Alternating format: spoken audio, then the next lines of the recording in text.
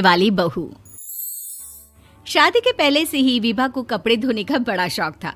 कभी नल के नीचे तो कभी तालाब के पास। अरे मेरी नीली वाली लुंगी नहीं दिख रही है। विभा की अम्मा, कहाँ रखी है लुंगी? अरे वो तो विभा ने परसों ही धोकर रखी थी आपकी अलमारी में, देखो वहीं होगी। वो ना मैंने आज धो दी, मुझे लगा कि गंदी हो गई होगी। अरे कैसे गंदी हो गई थी? उसे तो मैंने पहना भी नहीं। हे भगवान, इस लड़की के कपड़े धोने की आदत से परेशान हो गया हूँ मैं। जितना तो घर में राशन नहीं आता, उससे कहीं ज्यादा डिटर्जेंट पाउडर का खर्चा है। इसकी शादी करवा दो, शादी जाए अपने घर में ही करे काम, फिर चाहे घर के कपड़े धोने हो या पूरे गांव के। हाँ ठीक बोल रही हो, देखता हूँ मैं कोई लड़का। वो दिन भी आ जाता है जब विभा को देखने लड़के वाले आ जाते हैं। लड़की मुझे अच्छी लगी। होने वाली सास कहती है, बेटी अगर कुछ पूछना है तो पूछ लो। वैसे तो हमारी लड़की बहुत ही शर्मीली है, जो बोल दो वो मान लेती है, इसे क्या पूछना होगा। अरे कैसी बात कर रही हो माँ, मुझे इन लोगों के घर रहना है, सवाल तो कई है। हाँ हाँ बेटा, पूछ लो ना, क्या पूछना है। आप लोगों के घर कपड़े कौन धोता है? सास का मुंह बन जाता है। देखो, अगर तुम ये कहना चाहती हो कि तुम्हें कपड़े धोने नहीं आते तो सुन लो, कपड़े मैं ही धोती हूँ, लेकिन तुम्हारे आ जाने के बाद मैं रुमाल तक नहीं धोऊंगी। अरे चुप रहना भाग्यवान, बहू बेचारी घर आई नहीं, उसे डराना शुरू कर दिया।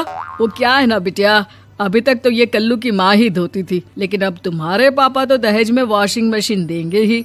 तभी विभा की माँ बोल पड़ती है, सवाल भी पूछा तो क्या। वैसे भाई साहब, मशीन की तो फिर भी कपड़े धोने की कैपेसिटी होती है। मतलब जो बिटिया दे रहे हैं ना विभा, इसे कपड़े धोने का बहुत शौक है। ये आप लोगों के क्या, आस पड़ोस गांव मोहल्ले सबके कपड़े धो दे और उफ तक ना करे। बाहर देखा नहीं आपने कितने कपड़े सूख रहे हैं? सब हमारी बिटिया ने ही तो धोए हैं। बस भी करो ना माँ, शर्म आ रही इतनी तारीफ सुनकर। और तो और एक दाग निकाल कर दिखाओ तो मान जाऊं। हाँ अच्छा, माफ करना बेटा, मैंने गलत समझा। हमें तो रिश्ता बहुत पसंद है। और ऐसे जुड़ जाता है रिश्ता कपड़े धोने का शौक रखने वाली विभा का। उसकी शादी हो जाती है कोयला फैक्ट्री में काम करने वाले कल्लू के साथ। शादी के बाद अचानक विभा चिल्लाती हुई सास के पास आती है। सासू माँ, अरे सासू माँ कहाँ है आप? ये तो धोखा है, धोखा दिया आप लोगों ने मुझे। इसे ससुर के चक्कर के बारे में पता चल गया। अरे तो उसमें तुझे क्यों धोखा मिला है? अरे नल में पानी नहीं आता, कपड़े कैसे कब धुलेंगे? अच्छा, तू पानी नहीं आ रहा उसकी बात कर रही है। तो आपने क्या सोचा? कुछ नहीं। अच्छा, तेरी माँ ने कहा था कि कपड़े धोने का शौक है तुझे, याद आया मुझे। शौक बोलकर कपड़े धोने वाले मेरे जुनून को कम ना आके सासू माँ, कपड़ा धोना मेरा गुरूर है। तभी पति भी वहाँ आ जाता है। अभी मैंने इसे सनी देओल की फिल्म दिखाई है, उसी के डायलॉग मार रही है माँ। अच्छा सुन, साफ बता रही हूँ, पानी सुबह 4 से 6 और शाम को 10 से 12 आता है, समझी? विभा टाइमिंग सुनकर हैरान हो जाती है। ये क्या भूतों का मोहल्ला है?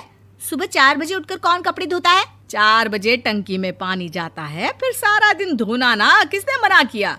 अरे कैसी बात कर रही हैं? 200 लीटर की टंकी में कितने कपड़े धो लूंगी मैं? सुबह ही उठ जाऊंगी मैं। अब क्या था, विभा सुबह 4 से लेकर रात के 12 बजे तक कपड़े ही धोती रहती। एक रोज सास पड़ोस से निकलकर कहीं जा रही होती है कि साथ वाली कहती है, हाँ कल्लू की माँ, जरा ये बताओ कि 2 साड़ी है, 2 ब्लाउज और एक पेटीकोट और एक नाड़े वाला लंबा कच्छा। हाँ तो? अरे तो क्या, कितना लोगी धुलाई ये बताओ। धोबन दिख रहे हैं हम क्या? हमारे पति सरकारी नौकरी से अभी रिटायर हुए हैं और बेटा सुपरवाइजर है कोयला फैक्ट्री में। धोबन समझ रखा है हमें? हाय रे कल्लू की अम्मा, माफ कर दो, वो तो मोहल्ले में यही सब बता रहे थे कि तुमने बहू को कपड़ा धुलवाने के काम में लगा दिया है। सास को पड़ोसन की बात सुनकर गुस्सा आ जाता है। वो घर पहुंचती है जहां घर के बाहर ही इतने सारे कपड़े सूख रहे होते हैं जितने कि किसी धोबन के घर पर। अरे ओ कल्लू की दुल्हन, बाहर निकल। माँ जी यहीं आ जाओ, बाथरूम में चादर धो रहे हैं हम। अरे अभी हम धोते हैं, तुमको बाहर निकलो। ये आस पड़ोस वाले बोल रहे हैं कि हम बहू से कपड़े धुलवा कर उसे कपड़ा धोने वाली बना दिए हैं।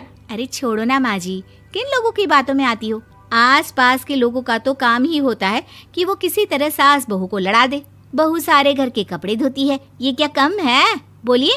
सास को भी लग जाता है कि वो बहू का ये सनकीपन नहीं छुड़वा सकती, इससे अच्छा है कि खुद ही चुप हो जाए। एक रोज सास और बहू मंदिर जाते हैं, जहाँ सास की साड़ी वहाँ खड़ी भीख मांगने वाली से मिलती है। माँ जी क्या बात है, आपकी साड़ी उस भिखारन से कितनी मिल रही है ना? हाँ हाँ देखो तो, दोनों की साड़ी मिल रही है। क्या बात है कल्लू की अम्मा, तुम खुद को तो अफसर की बीवी बताती हो और ऐसी सिंपल सी प्लेन साड़ी पहनकर घूमती हो। सिंपल और प्लेन नहीं है ये साड़ी। तो क्या सोने के धागे से फूल बने हैं? कुछ भी सासू माँ, कुछ भी। हाँ बने थे इस साड़ी में सोने के धागे से फूल। मेरे पति लेकर आए थे मद्रास से स्पेशली मेरे लिए 10,000 की। ताहे भाई साहब इस भिखारन के लिए भी सेम टू सेम साड़ी लेकर आए होंगे 10,000 की। सास उस वक्त तो कुछ नहीं कहती, लेकिन बहू के साथ घर आती है और अलमारी से एल्बम निकाल कर लाती है। ये साड़ी देख रही है, ये वही साड़ी है जिसे मैंने अभी पहना था।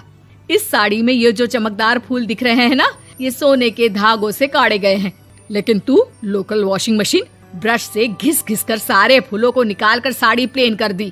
मुझे माफ कर दीजिए सासू माँ। और तो और, जब मैंने तुझे तेरी गलती के लिए कुछ नहीं कहा, लेकिन तूने तो सबके सामने मेरा मजाक ही बना दिया। क्यों? बहू को समझ में आ जाता है कि अब से उसका कपड़े धोना बंद।